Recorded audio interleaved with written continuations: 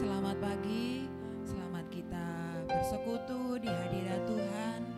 Pagi hari ini, mari kita mengucap syukur bahwa Tuhan sungguh baik dalam hidup kita. Tuhan sudah selamatkan kita, Tuhan sudah pulihkan hati kita. Biarlah pagi hari ini, mari kita bersuka cita. Mari kita memuliakan nama Tuhan, karena Tuhan kita, Tuhan yang sungguh baik. Amin, haleluya. Mari kita berdoa terlebih dahulu. Segala puji syukur hanya bagimu Tuhan Yesus. Pagi hari ini Tuhan, kami mau datang ke hadirat-Mu. Kami mau menyembah nama Engkau Tuhan. Engkau ampuni dosa kami Bapa. Engkau suci kuduskan hati kami Tuhan. Biarlah pujian penyembahan kami boleh layak di hadapan Engkau. Kami bersyukur ya Bapa atas kesempatan yang Kau berikan kepada kami pagi hari ini ya Tuhan. Kami sebentar akan memulai pada kami. Urapi setiap hati yang rindu untuk kami boleh menyembah nama Engkau. Engkau urapi ibadah kami dari awal hingga sampai pada akhirnya. Satukan hati kami ya Bapa. Kami siap menyembah-Mu hanya di dalam nama Tuhan Yesus. Haleluya. Syukur, terima kasih Yesus.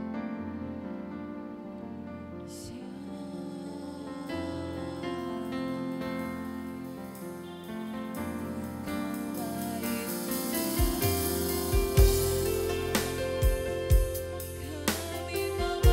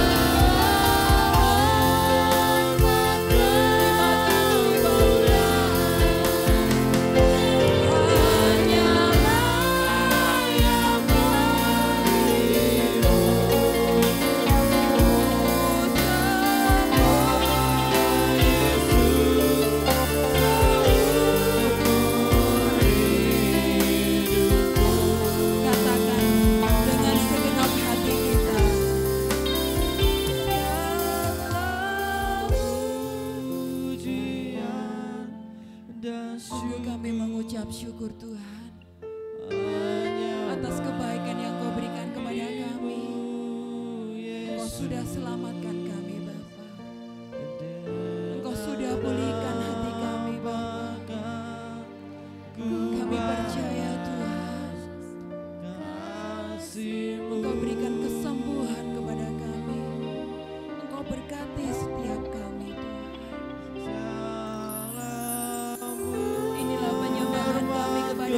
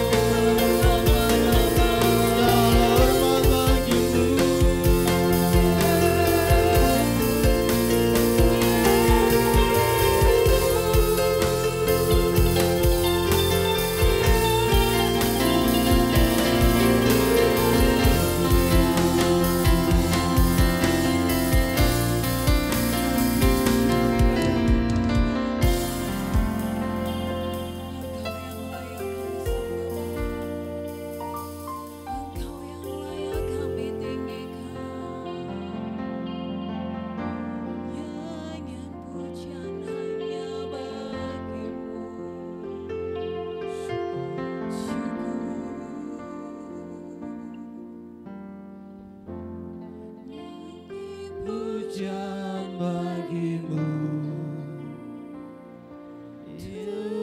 Tuhan, pujian bagimu Tuhan, namamu besar dan layak dipuji.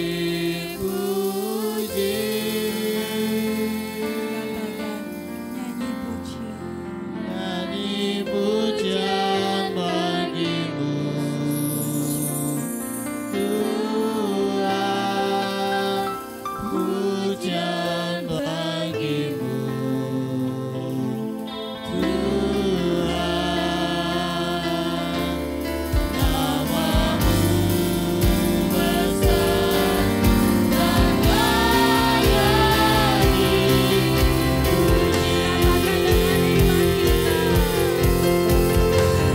Nyanyi pujian bagimu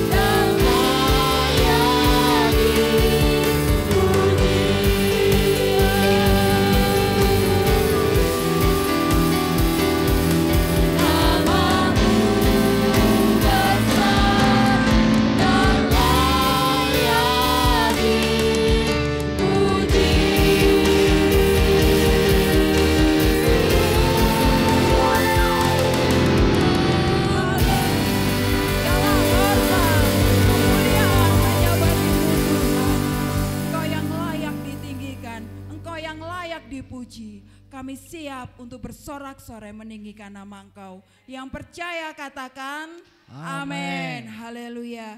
Kita tetap pagi berdiri. Mari kita bacakan pengakuan iman rasuli. 2, 3. Aku percaya kepada Allah, Bapa yang Maha Kuasa, Khalik langit dan bumi, dan kepada Yesus Kristus, Anaknya yang tunggal Tuhan kita, yang dikandung daripada Roh Kudus, lahir dari anak darah Maria, yang menderita di bawah pemerintahan Pontius Pilatus, disalibkan, mati dan dikuburkan, turun ke dalam kerajaan maut. Pada hari yang ketiga, bangkit pula dari antara orang mati, naik ke surga, duduk di sebelah kanan Allah, Bapa yang Maha Kuasa, dan datang dari sana untuk menghakimi orang yang hidup dan yang mati. Aku percaya kepada Roh Kudus, gereja yang kudus dan am, persekutuan orang kudus, pengampunan dosa, kebangkitan daging, dan hidup yang kekal. Amin. Saya persilakan duduk kembali. Selamat datang Bapak Pendeta Yohanes Aditya. Selamat melayani di tempat ini. Amin. Mari kita sama-sama bersekutu kepada Tuhan.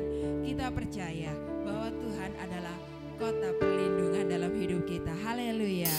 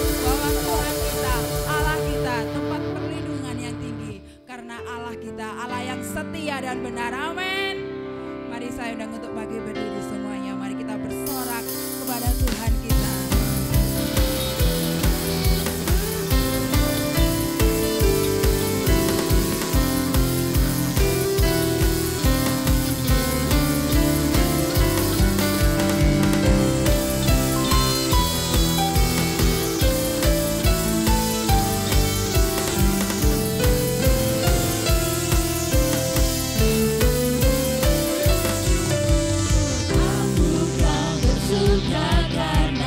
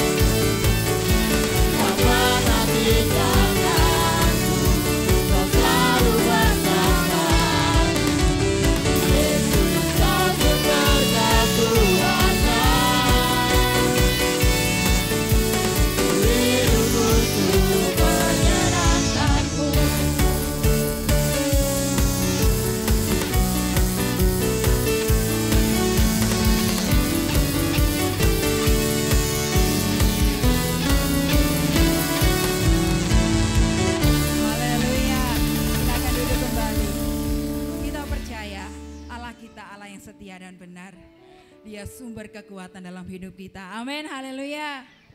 Mari sebentar kita akan berikan persembahan. Kita siapkan persembahan kita. Saya minta Mbak Vivi berdoa buat persembahan. Terima kasih Tuhan, terima kasih Engkau telah mengumpulkan kami di tempat ini. Sebentar lagi kami akan memberikan sebagian dari berkat Tuhan. Tuhan suci kuduskan apa yang menjadi milikmu Tuhan. Dalam nama Tuhan Yesus, haleluya, amin. Amin. Tak pernah kita kecewa mengiring Tuhan Yesus.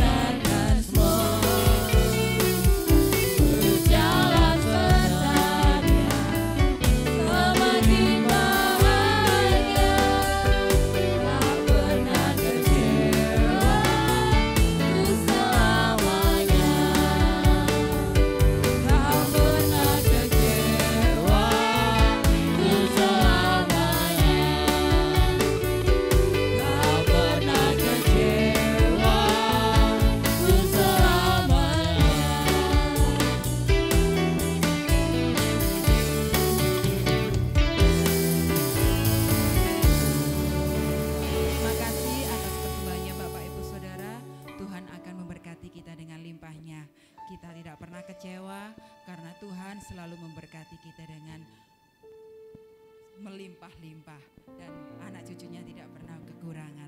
Amin. Sebentar kita akan berikan diisi oleh kebenaran firman Tuhan. Kita siapkan hati kita. Hanya Tuhan Yesus yang kita andalkan dalam hidup kita. Apapun yang terjadi dalam hidup kita, tetap kita mengandalkan Tuhan. Yesus, terima kasih. Kami perlu Engkau dalam hidup kami.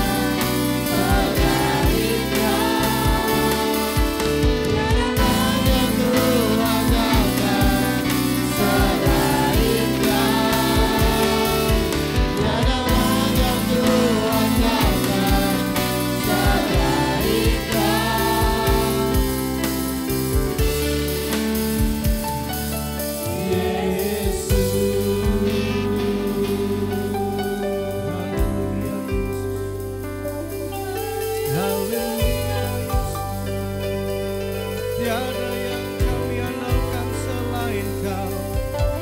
Hanya Engkau Allah yang kami sembah. Haleluya, haleluya Yesus, haleluya Yesus, haleluya Yesus, Yesus. Kami merasakan kehadiran-Mu di tempat ini Tuhan. Kami merasakan hadirat-Mu yang sangat kuat. Engkau ada di tengah-tengah kami Tuhan. Engkau Allah Immanuel yang menyertai kami dan ada di tengah-tengah kami. Engkau Yehosua yang Allah yang menyelamatkan kami. Engkau lah Yesus yang terus kami akan andalkan. Bapak, kami percaya pagi hari ini bukan sebuah kebetulan kami ada di tempat ini. Tapi kami beribadah kepadamu karena kami mengucap syukur atas setiap kebaikan yang telah kami terima Tuhan. Kami diberi sehat, kami diberikan kekuatan untuk terus menyembah-Mu. Jika sebentar kami akan mendengarkan firman-Mu, Bapak, kuasai ruangan ini, kuasai hati kami, pikiran kami. Kuduskan dengan darah Yesus tempat ini, waktu ini Tuhan. Di dalam nama Yesus kami tolak segala roh yang tidak berasal dari Engkau keluar dari ruangan ini. Kami tundukkan di bawah kaki Kristus setiap masalah kami. Dan kami siap menerima kekuatan baru dari firman-Mu. Kuasai hamba-Mu, bukan nikmat manusia tapi hati Tuhan sendiri yang akan berbicara. Ya, di dalam nama Yesus kami sambut firman-Mu. Yang siap katakan bersama-sama? Amin. Silakan duduk. Perkenalkan, nama saya Hani, nama bagusnya Yohanes Aditya. Nama lahirnya Yohanes Aditya Permata. Saya putra dari almarhum Dr. Suko, Pak Suko. Mungkin beberapa sudah mengenal saya. Ini saya baru pertama kali melayani di tempat ini setelah sekian purnama. Lama sekali. Saya sebenarnya punya kerinduan, saya pengen pelayanan di tempat ini. Terakhir saya kesini ketika Bapak nggak ada. Gembala ya Pak Lukas, betul. Langsung ke firman Tuhan aja ya. Tadi PowerPoint sudah di-copy. Oke. Matius 14. Kita akan baca bergantian ya. Kita buka kitab Alkitab kita masing-masing. Matius 18 ayat 20 berapa tadi? Yang kisahnya kita semua sudah tahu. Ya, oke. Matius 18 ayat sampai ayat berapa tadi ya? Matius 14 ya saudara ya kalau nggak salah, bukan 18. Oke. Matius 14 ayat 22. Oke, sip. Ya. Kita akan bergantian membacanya. Saya akan membaca dulu, kemudian saudara ayat berikutnya sampai ke 33. Pagi ini kisahnya adalah mengenai Yesus berjalan di atas air, tapi di situ ada Petrus yang berjalan di atas air juga. Saya akan bacakan perikopnya adalah Yesus berjalan di atas air. Sesudah itu Yesus segera memerintahkan murid-muridnya naik ke perahu dan mendahuluinya ke seberang. Sementara itu ia menyuruh orang banyak pulang. Berikutnya saudara.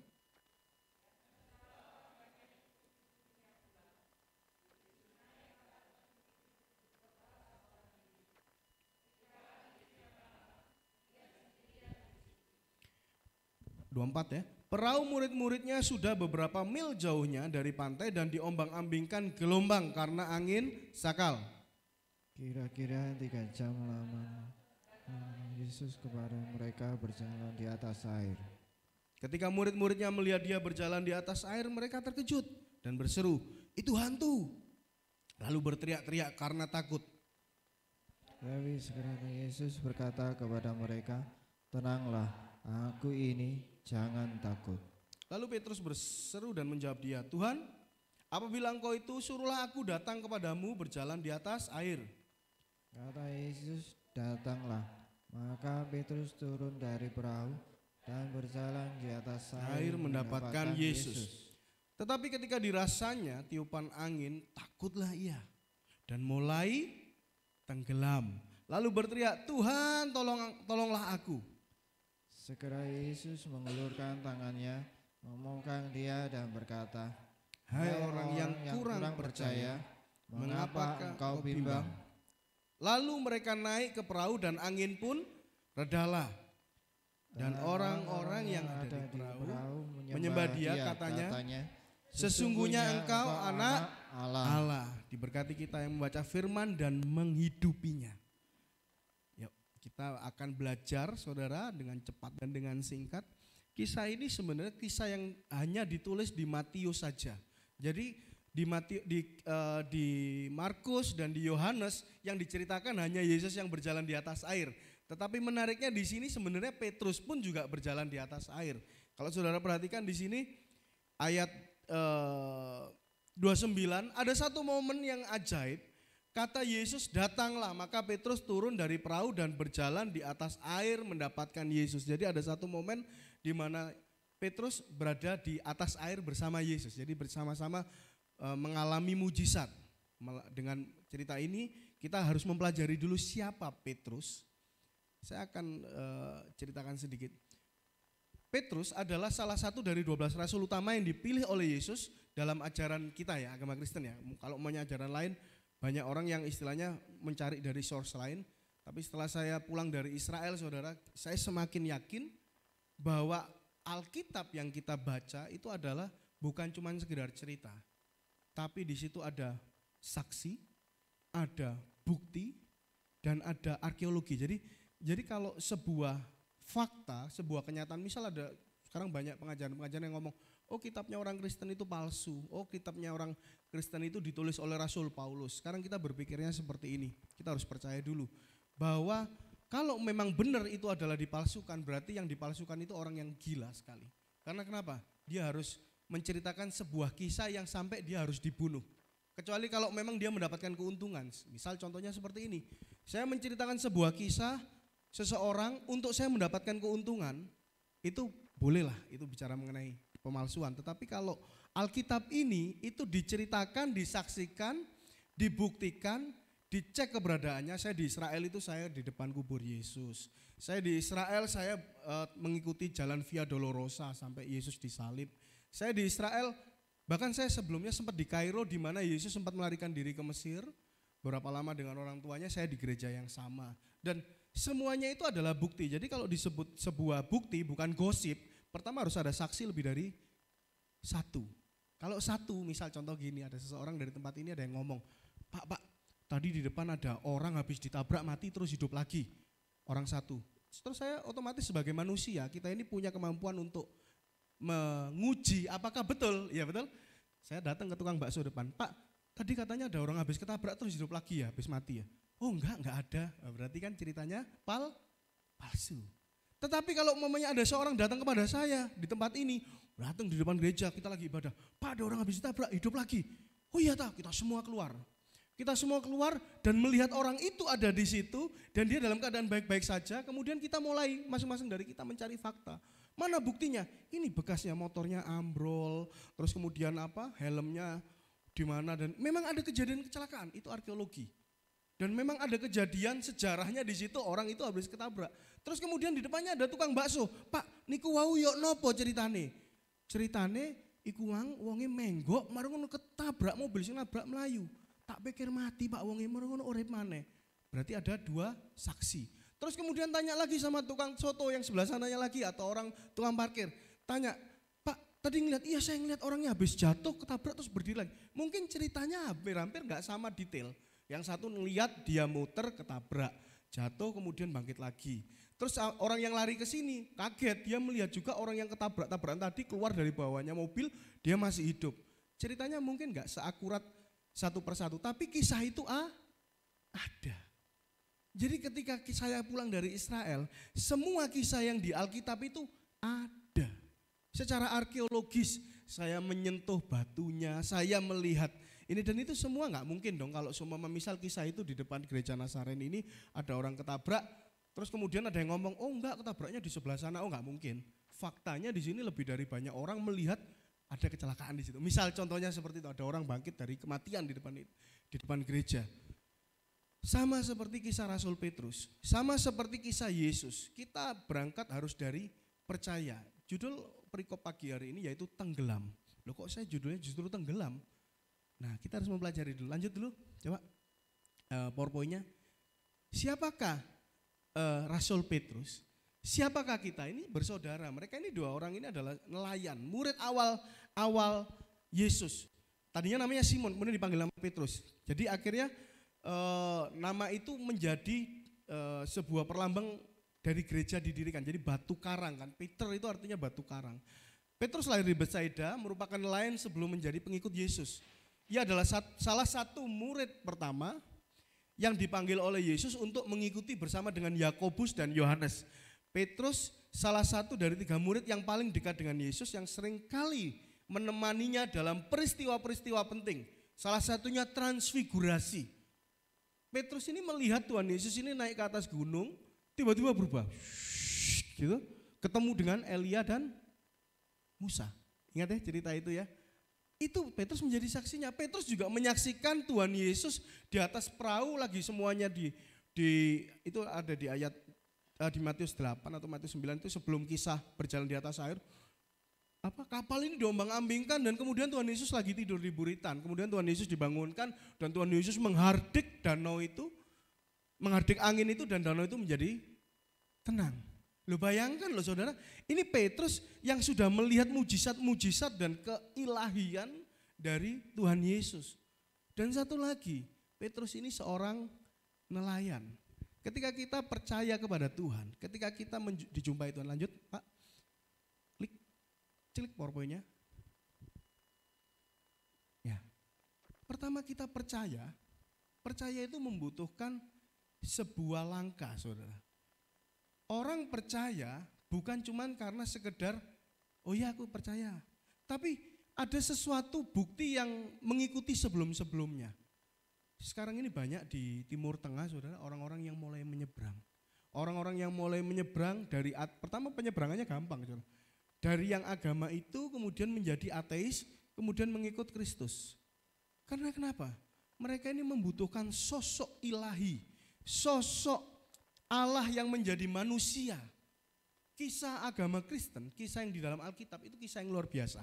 Itu melengkapi semua kisah agama yang ada di dunia. Manusia yang menjadi Allah, manusia yang menjadi seperti Allah, Yesus. Itu ada agama, saya gak berani menyebutkan karena ini direkam dan streaming ya mas ya. Saya gak menyebutkan. Ada juga kisah dari agama lain yang menceritakan tentang Allah yang menjadi manusia. Anak dewa, itu ada kisahnya. Dan itu ada di dalam Yesus. Yesus ini anak dewa, bahasa aslinya God itu dewa saudara. Jadi Yesus itu anak Allah. Tapi jangan terus kemudian Yesus itu adalah dewa. Itu bahasa Sanskertanya itu adalah dewa, Tuhan itu adalah dewa. Jadi sebenarnya semua yang membuat keutuhan dari rasa percaya dan iman kita itu ada di dalam Yesus. Allah yang menyelamatkan manusia, Yesus. Allah yang menjadi manusia, Yesus. Manusia yang kembali menjadi Allah, yaitu Yesus. Oke, kita ngomong begini, kalau ada saudara kita yang di seberang. Saya selalu ngomong begini saudara, makanya saya sekarang banyak teman-teman yang separuh-separuh saudara. Karena saya enggak berbantah. Oke, kita enggak usah ngomong Yesus itu mati atau disalib. Tapi di mana Tuhan Yesus sekarang? Isa itu ada di mana? Di surga. Loh, kenapa kita harus berdoa ke yang lain? Kalau kita sudah punya orang di surga. Kalau saudara mau ke kelurahan atau mau ke kecamatan, pasti tanya, kon kenali sapa ning kono? Betul? Kenalnya siapa di situ? Kalau kita mau ke surga, kita kenalnya siapa? Tuhan Yesus. Kita punya orang dalam, saudara. Kita punya orang dalam. Namanya Tuhan Yesus. Loh, itu seharusnya harus dipahami. Enggak usah nyari calo lain. Kita cukup datang ke surga, kita panggil Tuhan Yesus. Aku orang yang engkau tebus, aku mengikuti firman-Mu.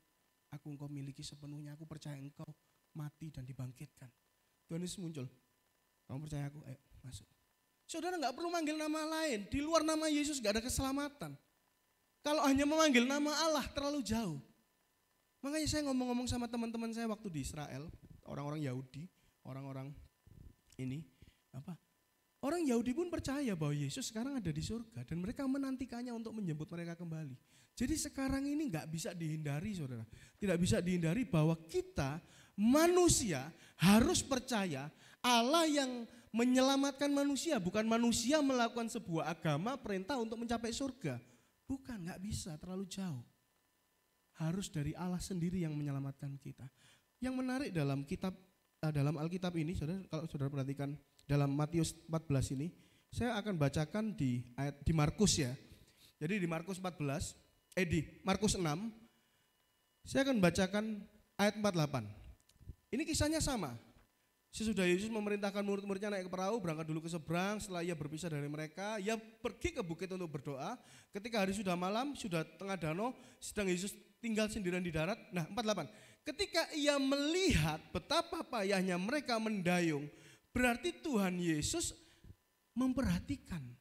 memperhatikan posisi kehidupan kita yang ada di tengah lautan kehidupan, di tengah danau kehidupan. Jadi kita harus percaya, ketika Tuhan menyelamatkan kita, bukan kemudian kita diselamatkan seperti dikasih SIM, kemudian disuruh nyetir, gak diurus. Wes, misal kayak Pak Yoni, udah, Vino, tak kayak sepeda motor, tak kayak sincem, wes metua. Tapi gak digolei. Vino, kamu di mana? Gitu gak mungkin, pasti akan dicari. Vino, wes totok gereja, Vino, wes totok Sidoarjo. Gitu. Atau Mas Vian, wes mangan gitu. Pasti masih sebagai sikap hati Bapak pasti akan mencari di mana anaknya. Ini kita harus percaya dulu. Tadi kita percaya bahwa Yesus adalah juru selamat satu-satunya. Tuhan Yesus adalah penyelamat Allah yang menjadi manusia yang berkorban mati untuk kita dan ada di surga sebagai koneksi kita ke surga. Dan gak ada nama lain di luar Yesus. Berikutnya adalah kita harus percaya bahwa Yesus, Tuhan Yesus itu adalah Allah yang peduli. Keadaan saudara apapun, Tuhan Yesus itu memandang. Saudara harus percaya itu dulu. Tuhan Yesus itu memonitor kita ada di mana. Tuhan Yesus itu melihat perahu kita sampai mana, perahu kehidupan kita. Tuhan Yesus melihat keadaan kita sekarang. Jadi jangan sampai berdoa begini. Tuhan, masa engkau gak peduli sama aku toh Tuhan, aku sekarang ini Tuhan, badanku sakit semua gitu. Tuhan tahu saudara, Tuhan tahu dan siap untuk menyelamatkan saudara, amin. Kembali ke PowerPoint. Berikutnya adalah setelah percaya, setelah kita tahu siapa kita adalah orang percaya dan ini. Nah berikutnya yaitu belajar untuk mendengar. Klik PowerPoint berikutnya. Nah mendengar ini adalah hal yang sulit. Karena kenapa? Orang itu kalau berdoa yang bunyi itu pasti yang berdoa. Tuhan aku minta tolong ini Tuhan. Bahkan kita mendikte mujizat. Waduh paling mengerikan itu mendikte mujizat saudara. Mendikte mujizat saudara tahu? Mendikte Tuhan. Seakan-akan Tuhan itu kurang berkuasa untuk menyelamatkan kita, caranya bagaimana. Mungkin saat itu kalau sudah ada telepon saudara, mereka ini akan telepon sama Tuhan Yesus. Gimana sih? Oh sampean ngongkon awak apa kene-kene buat mati apa di tengah ini kita sudah duluan ada di tengah danau. Ini badai, tolong panggilkan polisi atau wah gitu. Pasti gopo. Sama kayak kita kalau di dalam kehidupan ini ketika dalam masalah, dalam kesulitan, kita bukan mendengar suara Tuhan. Kita berdoanya justru mendikte Tuhan. Padahal mujizat Tuhan itu melebihi kapasitas pikiran kita. Pertolongan itu bahkan melampaui akal budi kita. Saya mengalami saudara. Saya akan cerita sedikit, saya minta waktu 2 menit. Waktu saya pulang dari Makassar, saya mengurusi sebuah pekerjaan sama istri saya. Tiba-tiba pesawat kami itu di atas perairan Laut Jawa itu tiba-tiba meledak mesinnya. Sebelah kiri, orang bau sangit, orang penumpang sebelah kiri itu udah teriak, gitu. Wah dong lihat api itu, gitu. Jadi sayap kiri itu terbakar. Saya langsung ngomong sama istri saya mengalami tenggelam saudara. Saya ngomong sama istri saya, mati kita malam ini, mati. Karena saya ini punya sertifikasi penerbangan. Saya anggap ada pesawat nggak bisa mendarat, saya bisa mendaratkan saudara. Saya punya sertifikasi untuk Boeing dan Airbus. Saya bukan pilot tapi saya punya sertifikasi pilot, saya tahu tekniknya. Sehingga ketika saya tahu satu mesin itu meledak dan kemudian pesawat bergetar gitu. Saya langsung berpikir, untuk kemungkinan itu bisa mendarat itu kecil. Karena pesawat hanya bisa menggunakan kecepatan 240 knot, itu pesawat nggak bisa ngangkat saudara. Itu harus menggunakan sayap lebih lebar. Flapnya itu sebetulnya flap itu kalau sudah naik pesawat itu ada kayak kiwir-kiwirnya, itu harus dilebarkan lagi. Dan itu kecepatannya di situ pilot harus pinter mainnya. Mainnya itu begini saudara, kecepatannya nggak boleh berkurang, tapi ketinggiannya juga nggak boleh menurun. Padahal kalau pesawat kecepatannya berkurang pasti ketinggiannya menurun. Itu harus dimainkan. Saya sudah ngomong bolak-balik sama istri saya. mati kita malam ini. Kita sudah tidur aja. Langsung nangis dia ngomong, ya udah kalau kita mati biar kita nggak terasa. Langsung saya tiba-tiba ada refleks pilot saya, refleks penerbangan saya mikir, buka GPS. Beneran saudara, kita itu di tengah laut dan nggak mungkin cari pantai terdekat untuk mendarat. Saya udah ngomong sama istri, biasanya pilot refleksnya begini, kalau ada gangguan kayak gitu dia akan mencari bandara terdekat. Kalau nggak ada bandara terdekat, mencari itu namanya ditching. Ditching itu mendarat di laut atau di daerah pantai supaya rescue-nya lebih mudah penyelamatannya. Jauh, jadi benar-benar jauh. Kita ini di tengah-tengah laut, tengah-tengah perjalanan. Sudah jalan 45 menit, perjalanan 1 jam lebih lah, 1 jam. Saya sudah mikir itu. Saudara tahu saya yang salah aku kan? Saya cuma ngomong gini sama Tuhan, Tuhan kalau memang mati malam ini ya sudah saya mati. Langsung tiba-tiba Roh Kudus ngomong, kok gak percaya saya mbak awakku gitu. Tuhan ngomong, kok gak percaya saya mbak awakku. Kamu pernah bangkitkan orang mati, kamu pernah menghentikan badai. Kali ini kamu mau mati kok kamu bingung. Saya pernah membangkitkan orang mati saudara. Saya pengalaman itu saya benar-benar percaya dengan nama Yesus membangkitkan orang mati karena saya pernah membangkitkan orang mati. Itu pun di mall saudara. Tapi kali ini saya mau mati saudara. Saya tahu ini pesawat pasti jatuh ini. Saya coba mendengar suara Tuhan. Dimarah-marahin sama Tuhan tambahan. Kok ini kok gak percaya ya? Berdoa. Langsung tiba-tiba saya diingatkan. Setiap saya naik pesawat saya selalu berdoa gini. Malaikat Tuhan. Kan kita ini, semua dari kita ini yang ditebus. Kita ini dimiliki sama Tuhan. Kita ini dikasih fasilitas malaikat Bapak Ibu. Saudara mesti sadar itu. Saudara bisa perintahkan malaikat. Gak apa-apa, perintahkan malaikat itu boleh. Karena itu Alkitabiah. Saya setiap naik pesawat, malaikat Tuhan jaga kanan, jaga kiri depan, kanan belakang, kiri belakang. Kamu kan berdoa gitu, suruhun malaikat untuk jagain pesawatnya. Saya jelas sekali saya dengar suara itu. Saya berdoa. Saat ini malaikat Tuhan pegang sayap kanan, pegang sayap kiri. Pada saat saya berdoa itu saya berusaha mendengarkan apa yang diminta Roh Kudus untuk berdoa. Ketika saya tutup mata, saya itu melihat saudara, sayap besar sekali, terus ada orang di tengahnya gini, saya baru tahu ternyata sayapnya malaikat itu bisa sebesar itu. Bisa malaikat kan kempis gini ya, kalau kita tahu ya gambar-gambar gitu. Tapi itu saya melihat bentangan sayapnya itu sebesar sayapnya pesawat kanan, satu malaikat di kiri. Gak tahu malaikat dua lagi di mana, di bawah mungkin lagi jaga, cuman saya melihat itu sayapnya pesawat itu tiba-tiba berbulu saudara. Dan suaranya pesawat itu gini. Pesawat yang tadinya jatuh ketinggiannya turun itu tiba-tiba ketahan. Rasanya dari mana coba? Kalau saudara main ayunan, rasanya itu keri. Gitu. Naik lagi saudara. Naik lagi terus saya suruh cek terus sama istri saya. Ternyata pesawatnya itu muter saudara. Muter dia ngambil ketinggian dan akhirnya kami bisa mendarat. Dan yang menarik saudara, ketika saya turun dari pesawat, Tuhan kasih tahu sama saya. Lihat nama pesawatnya. Waktu itu Sriwijaya ya sayang ya. Itu istri saya saudara. Kita kok jadi intip-intipan kayak film India gini saudara. Ya Sriwijaya ya. Ini istri saya jadi ketutup tiang jadi gini kayak film India gitu. Nama pesawatnya Raja Wali. Saudara kalau ngeliat di Facebook saya di situ saya taruh itu. Ada Basarnasnya, terus ada foto pesawatnya. Raja Wali. Saudara kalau dalam kesempitan, di dalam kesulitan, saudara coba mendengar suara Tuhan. Saudara pasti akan dibimbing kok. Mintanya pun minta tolong bagaimanapun itu lebih baik daripada saudara berdoa sampai kayak orang bingung akhirnya justru tambah stres. Saudara tinggal tenang dengarkan suara Tuhan maunya apa. Nah oke, cerita tadi ketika Rasul Petrus ada di angin itu tiba-tiba Tuhan Yesus muncul. Saya yakin Tuhan Yesus mengawati. Waduh ini mari ini kelem iki arek iki. Murid-murid ini sebenarnya kelep ini. Bentar lagi kebalik ini kapalnya.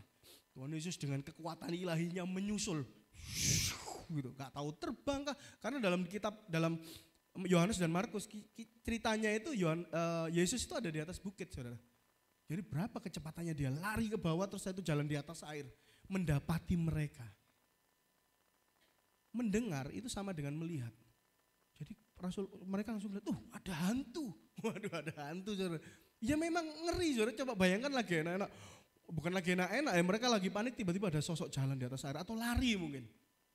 Lari supaya mereka jangan sampai tenggelam. Karena mungkin harapan Tuhan ya, saya bisa merasakan hati Tuhan. Berharap mereka kan sudah pernah melihat Tuhan Yesus menghentikan badai. Ya mungkin mereka berharap supaya Tuhan Yesus menghentikan badai juga. Tapi Tuhan Yesus datang dengan kecepatan tinggi dan jalan di atas air. Terus Petrus dengan mudahnya dia ngomong, kalau engkau Tuhan, suruhlah aku turun ke atas air. Klik berikutnya. Tik. Apa yang Tuhan perintahkan? Apa? Taat. Cobaan.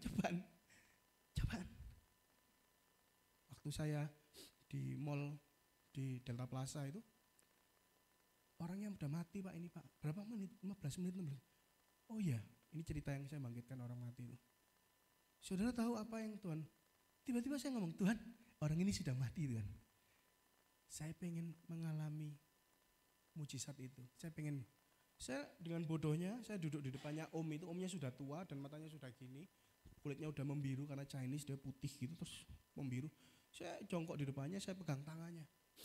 Saya panggil nama Yesus. Tuhan Yesus tolong om ini.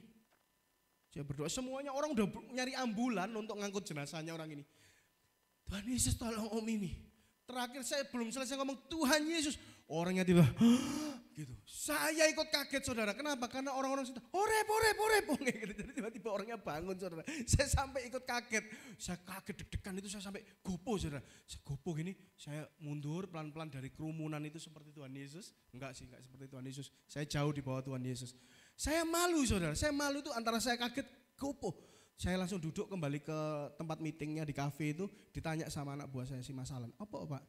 Gak apa-apa orang mati cuman saya itu kayak lengen saudara, saya lengen. Saya tahu saat itu ada kuasa yang mengalir untuk membangkitkan orang ini.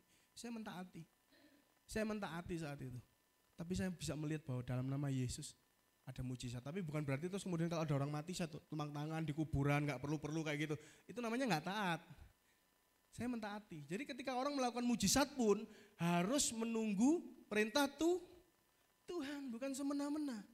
Jangan terus kemudian karena saya pernah membangkitkan orang mati terus kemudian saya datang ke kuburan bangkit dalam nama Yesus. Atau kemarin kayak Pak Suko, tapi kalau yang Pak Suko itu sebenarnya kemarin sudah sempat meninggal.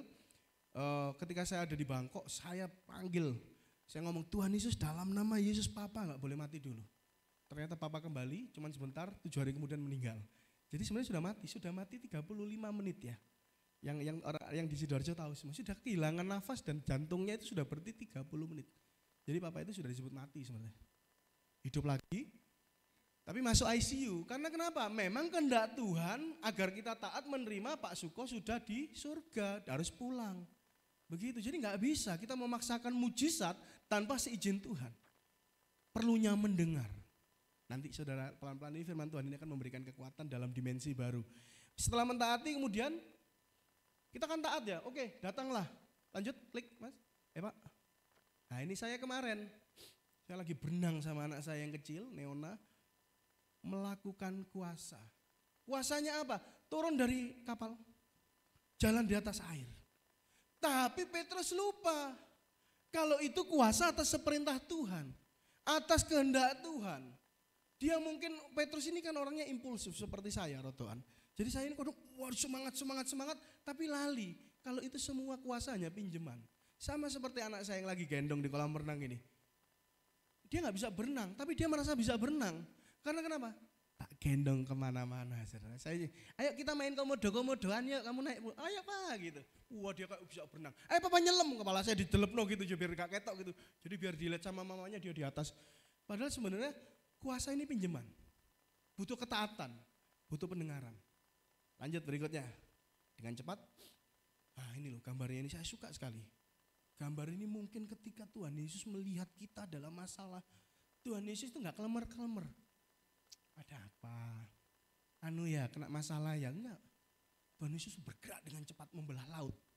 Membelah kesulitan dalam hidup kita seperti lautan kehidupan itu kan sebenarnya kita ini kan kayak orang-orang yang tenggelam sih saudara. Tenggelam dalam masalah, tenggelam dalam kebiasaan buruk, tenggelam dalam kebiasaan yang tidak baik kayak saya gini.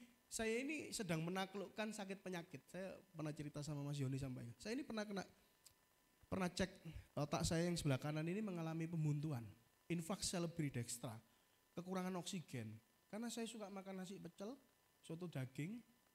Semuanya pokoknya nasi saya paling seneng. Dan istri saya kalau makan nasi selalu sisa. Tinggal separuh. Saya makan separuhnya. Sehingga saya ini menjadi tempat pembuangan nakir, saudara. Saya makan itu nasinya, terus ujung-ujungnya apa? Trigliseridnya meningkat. Itu yang buntoni. Kalau kolesterol bisa ditahan sama obat. Kalau trigliserid itu butuh pola hidup yang dirubah. Jadi sampai hari ini saya nggak makan nasi. Tapi lontong, enggak saudara. Saya nggak makan nasi, saya menghindari lontong. Mungkin lemper, tapi lemper itu kecil. Jadi kalau nasi cuma sedikit-sedikit masih bisa, tubuh ini masih bisa mengeluarkan. Tapi kalau ketika saya nyoba makan nasi waktu pulang dari Singapura kemarin, langsung naik. Jadi kadang-kala kita ini perlu fokus pada apa yang Tuhan perintahkan. Fokus kepada Tuhan yang mengizinkan kita menerima kuasa. Tuhan ngomong sama saya, Yohanes, Hani, kamu mau sembuh? Coba CT scan. Saya CT scan, saya kan ngomong sama istri saya mau umur panjang. Saya mau melihat anak saya menikah, saya mau melihat anak cucu seperti Mas Yoni. Saya mau melihat jadi embah, saya mau jadi engkong. Seperti bapak-bapak sekalian dan ibu-ibu sekalian. Saya mau menjadi oma, nggak bisa saudara. Saya bisanya menjadi kakek atau opa. Ya nggak bisa menjadi nenek gitu. Tapi saya bisa, saya pengen melihat generasi saya. Mujizatnya sederhana. Saya tiba-tiba ada teman papa ini yang punya rumah sakit ini, Han, alatku anyar, mari diservis, coba saudara. Saya bayar, di scan, tiba-tiba muncul, baru ketahuan di sini saya ada penyumbatan, dan itu beresiko stroke. Wah Tuhan tolong loh bener. Waktu di ruang ibadah, ruang periksa dokter, kok ruang ibadah sih, ruang periksa dokter, saya duduk di situ, waktu udah pulang, Pak Hani, saya beri obat ya. Ya, atorvastatin. Oh, pasti bapak-bapak ibu-ibu yang sepuh-sepuh pasti tahu atorvastatin. Terus kemudian dikasih obat-obat allopurinol untuk asam urat ya. Tapi kalau diabetes saya nggak punya gula, saudara. Amin. Ada yang punya gula di sini? Gampang, cuma nasi tok rahasianya Bu. Diganti kentang gitu tok. Gak usah beli nasi merah yang mahal. Nasi, kok bisa jadi seminar kesehatan Bu Gembala? Enggak, ini memang saya nyari akhirnya. Saya turun 7 kilo loh, masa gak kelihatan ya. Mau ketemu aja gak pernah gitu, gak kelihatan jelas. Saya tujuan, amin. Makanya makan rujak itu bingung saudara. Rujak gak pakai lontong, loh diganti apa Mas? Tahu. Loh ya kikil lebih bahaya sih sebenarnya. Cuman maksudnya saya masih bisa pakai obat, blokir gitu. Kalau kikil kayak gitu-gitu bisa diblokir Bapak Ibu. Bisa diblokir, pakai atorvastatin aja bisa. Tapi kalau yang sifatnya karbohidrat itu menghasilkan asam lemak. Itu yang berbahaya. Kalau saksinya Mbak Ika pernah lihat itu. Saya hitam-hitam loh. Ujung-ujungnya. Ini seminar kesehatan sedikit. Jadi saya fokus kepada Tuhan, saya mendengarkan mujizatnya, sama Tuhan dibimbing. Jadi Pak Hani, saya udah mau pulang dari ruang periksa itu. Kurangi makan nasi, tepung dan macam-macam roti atau apapun. Kalau ketan masih bisa, ketan itu beda, hasil proses tubuhnya lain. Cuman saya juga gak suka ketan. Warai sembelit.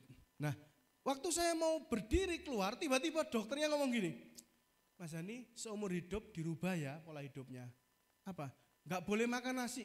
Jadi seumur hidup gak boleh makan nasi, saudara. Waktu di Bandung kemarin, Pak beli nasi timbel gak pakai nasi. Oh ya timbelnya aja ya.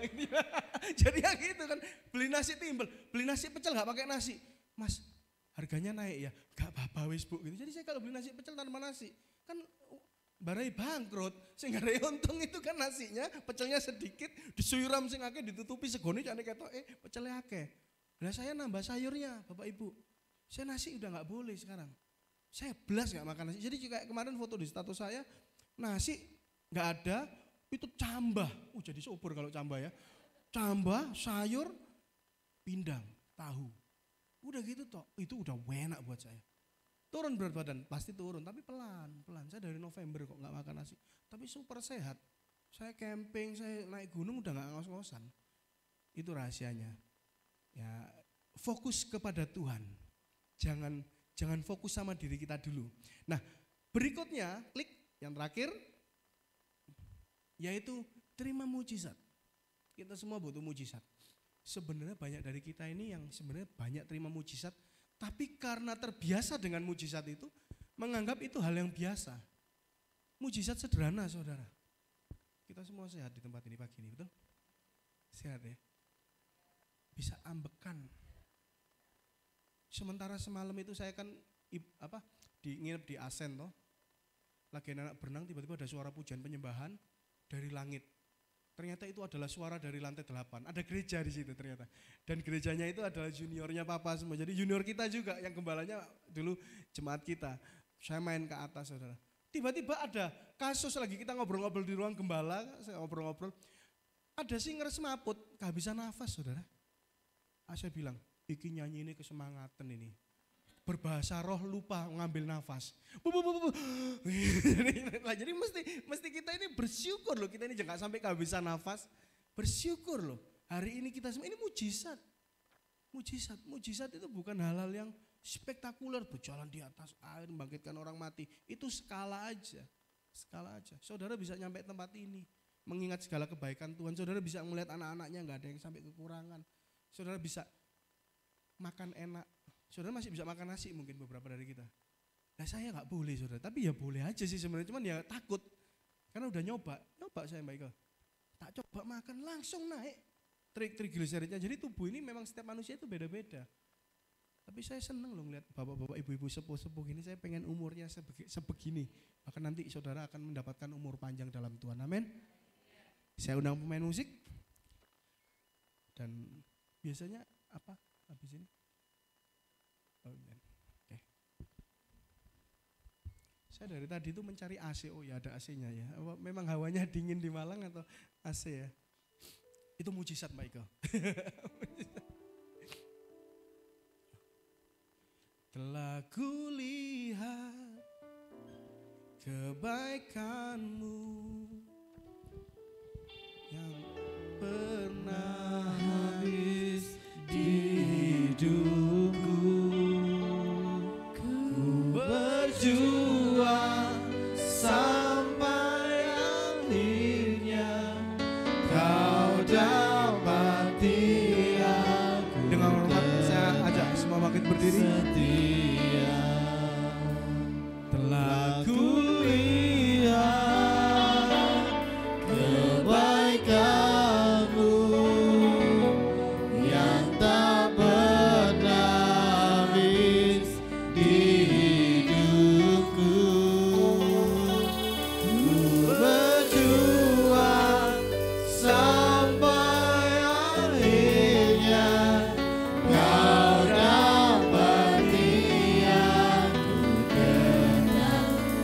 Kau dapati aku tetap setia. Kau dapati aku tetap setia. Sekali lagi. Kau dapati aku tetap setia. Berikan kemuliaan untuk Tuhan kita. Haleluya. Bapak hamba-Mu sudah selesai berbicara, sudah menyampaikan isi hati-Mu. Bapak, kami menerima kekuatan baru di dalam nama Yesus. Kami siap lebih percaya lagi. Kami siap mendengarkan dan menerima kuasa. Tapi kami gak mau mendikte Tuhan. Kami mau mendengarkan isi hati Tuhan. Dan kami percaya setiap mujizat akan terjadi atas jemaat-Mu di tempat ini. Atas orang-orang yang percaya kepada Yesus, Allah yang menebus kami. Dan menyediakan tempat bagi kami di surga. Satu-satunya Allah yang kami sembah di dalam nama Yesus itu adalah Allah yang sangat berkuasa dan tidak pernah terlambat pertolongannya atas hidup kami, Tuhan. Ketika kami memanggil nama-Mu, Engkau akan menolong setiap kami, Tuhan. Sekali lagi Tuhan, materaikan firman-Mu dengan darah Yesus, kuduskan dengan kuasa darah Yesus, dan Roh Kudus tolong kami untuk mengingatnya sehingga setiap hari kami akan dikuatkannya, Tuhan. Firman-Mu menjadi kekuatan dan pelita bagi hidup kami. Ya, di dalam nama Yesus kami sudah menerima kekuatan baru. Yang percaya katakan bersama-sama, amin. Silakan duduk kembali. Terima kasih Pak Yohanes atas pelayanannya. Biar kita memperkuat iman percaya kita kepada Tuhan. Dan firman itu tidak sia-sia dalam hidup kita. Amin. Kita akan berikan persembahan yang kedua. Kita siapkan. Mari kita berdoa terlebih dahulu. Mengucap syukur Tuhan atas firman yang sudah kami dengar pada pagi hari ini. Engkau berkati hamba-Mu yang sudah menyampaikannya. Biar Engkau selalu berikan roh hikmat, setiap firman yang diberitakan boleh menjadi berkat bagi kami semua, boleh menjadi kekuatan bagi kami. Engkau berkati dalam pelayanannya, dalam keluarganya Bapa.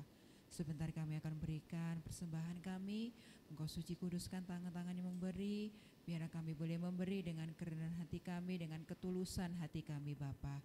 Terima kasih Tuhan, inilah persembahan kami hanya di dalam nama Tuhan Yesus, haleluya, amin.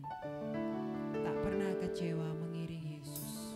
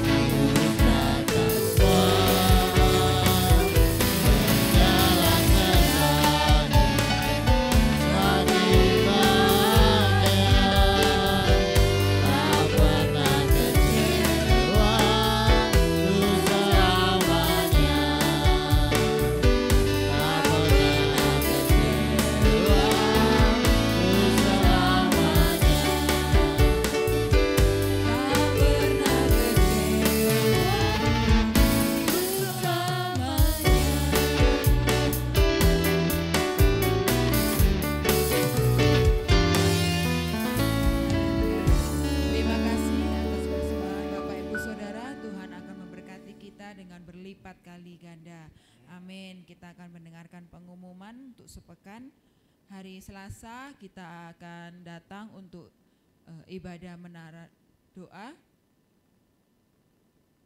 Oh, diliburkan lagi.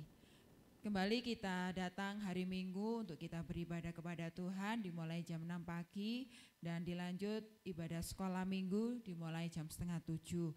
Mari kita sama-sama beribadah kepada Tuhan, kita perkuat lagi iman kita kepada Tuhan. Kalau kita setia kepada Tuhan, apapun yang terjadi dalam hidup kita, Tuhan tidak pernah meninggalkan kita. Amin. Kita akan mengakhiri ibadah kita pada pagi hari ini. Mari saya undang untuk bagi berdiri semuanya. Kita akan pujikan, kami memuji kebesaran-Mu. Kami memuji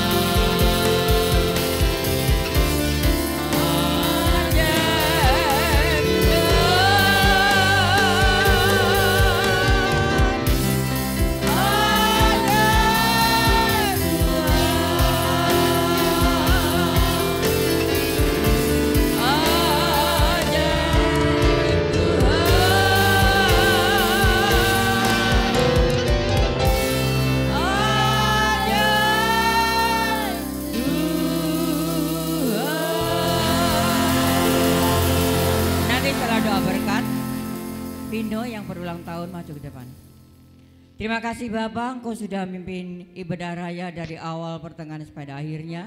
Terima kasih buat penyertaan-Mu. Terima kasih buat firman-Mu memberikan kekuatan iman yang teguh untuk kami segalanya Bapa. Sehingga kami boleh mengubah mindset kami untuk lebih percaya kepada Engkau Tuhan. Ampuni setiap dosa salah kami, Engkau kuduskan kami. Hamba-Hamba-Mu yang sudah melayani pagi hari ini, leader, singer, musik, LCD, baik yang melayani kolektan, terlebih hamba-Mu Pak Yohanes yang sudah melayani firman. Tuhan berkati dan Engkau berikan kekuatan, kesehatan yang sempurna Tuhan, sehingga tetap setia untuk melayani Engkau. Terima kasih Bapa. Kami juga berdoa pagi hari ini untuk saudara-saudara kami yang tidak dapat datang. Tuhan kandung itu berdoa untuk Mbak Ivon dan anaknya yang sakit. Juga berdoa untuk Bu Madrim, Pak Juwito, juga Tuhan saudara kami yang lainnya yang dalam kelemahan tubuh. Tuhan Bu Agus, juga Pak Didit. Kami berdoa Bu Tuti, juga Engkau tolong Tuhan. Kami percaya hari ini Tuhan sudah berikan kesembuhan dan memberikan kekuatan kepada kami semuanya. Sebentar kami akan meninggalkan tempat ini. Tuhan menyertai kami, baik kami yang berjalan kaki mengendarai kendaraan roda 2, roda 4, baik kami yang naik tumpangan. Tuhan tibakan di rumah kami masing-masing dengan keadaan selamat. Baik yang akan kembali ke Sidoarjo, Tuhan juga akan melindungi.